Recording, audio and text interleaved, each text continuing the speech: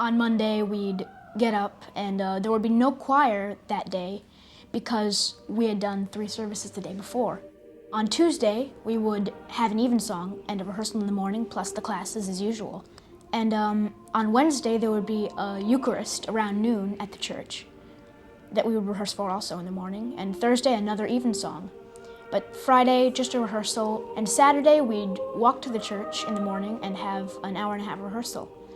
And on Sunday, the younger boys, we would have to sing a 9 o'clock service separate from the 11 o'clock service. And we would do that with Mrs. Hancock. Around after lunch, we'd go back to the school and have another service, evensong, which was at 4 o'clock. And just do that over and over again.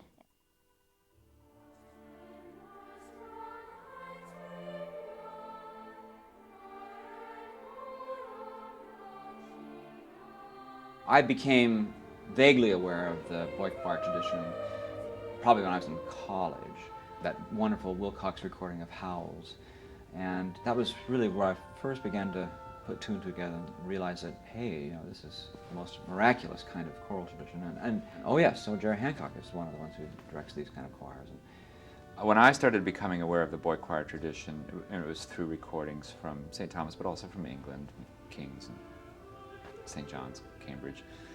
And I was smitten by the sound and the repertory, and just started paying attention to that world in the United States. And of course that tradition had begun at St. Thomas with the erection of the new church in 1912, when they brought T. Tertius Noble from England. Dr. T. Tertius Noble came from York, from the Minster in York, the cathedral where I myself was ordained. So it has meant a great deal to me that he comes from York to New York and establishes very much in a sort of English genre the music that they were singing in the 1917, 18, 19 time. And then of course there was William Self, and Jerry, had all of these traditions to uphold. I was very much a cathedral music lover. And I suddenly found that I got this in my lap. I watched Jerry make that choir into the choir it was. When I first came, the standards weren't what he was looking for. We're building a professional choir here. Breathe and do it. Come on. Oh, that's little boy stuff.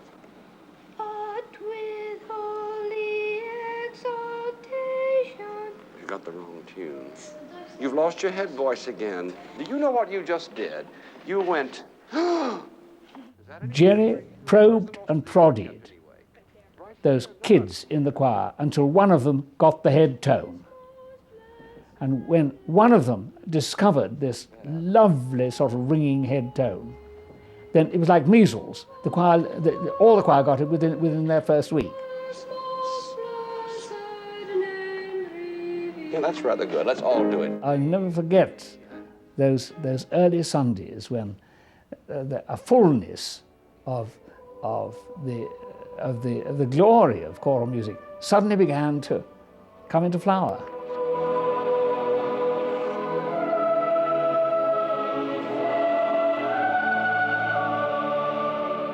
If somebody by accident or by design makes the noise you want to say, that's it. With children, this is especially effective. You say, that's what we all want to do. Who else can do that? And suddenly, you know, little hands fly up, and we're on our way to making progress. Beautiful. Thank you, choir. Thank you very much. See you in the morning. Good night's sleep. I don't like to rehearse with the piano more than I have to, or a pitch instrument more than is required. But otherwise, I don't really hear what's going on, where it's being generated, you know, where the pitch is flagging or where it's sharpening, unless I do walk around amongst the singers. Excuse me, just 2 places. And sometimes I will even sing with my decrepit and terrible voice, but at least I get the idea of the style and how to project the words. I have a yellow lab, and I know from going to dog training classes that there's so much in common between training a really lively animal like that and training a boys' choir. You have to know what the boys wanted themselves. In the same way that a dog trainer knows that the dog wants a morsel, wants a treat, or the dog wants to go outside and chase a squirrel. If they were in the mood to work, he'd work them hard. If they were in the mood to play, he'd play, but play in a way that would get them to learn the music sort of through the back door. In Venice, in the huge church with the 10-second echo, someone in the back must have dropped something, or dropped something heavy like a roll of carpet, and it made a huge noise. And then the whole choir, while we were rehearsing, we sort of just jumped. And then Dr. Hancock went like this, oh, like he had been shot. And everyone in the choir laughed. It was business as usual, these daily rehearsals, but it was fascinating how he got under the treble's skins and really won them over all the time, just through an incredible combination of humor and this driving work ethic. He rode them with a very light rein, but he still had the reins. Jerry always taught in the most gracious way, too. It was always infused with humor, sometimes lathered with sarcasm, and always there was double entendre. Always. Now let's sit up really straight, otherwise the camera will think we are deformed children.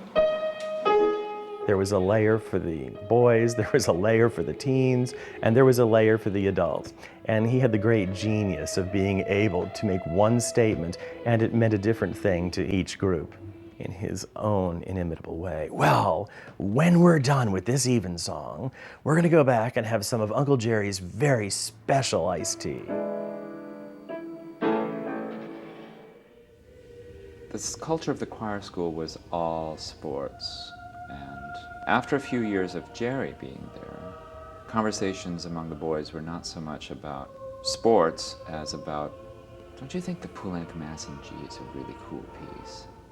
I think the whole boy choir tradition in ecclesiastical settings would have died long ago in this country if it weren't for Jerry's reviving it and making it, by virtue of that fabulous location in the crossroads of Manhattan, making it something that everyone could come to, find easily through his recordings of the choir, hear what they were doing, and hear the improvement from when he took over in 1971 to the present.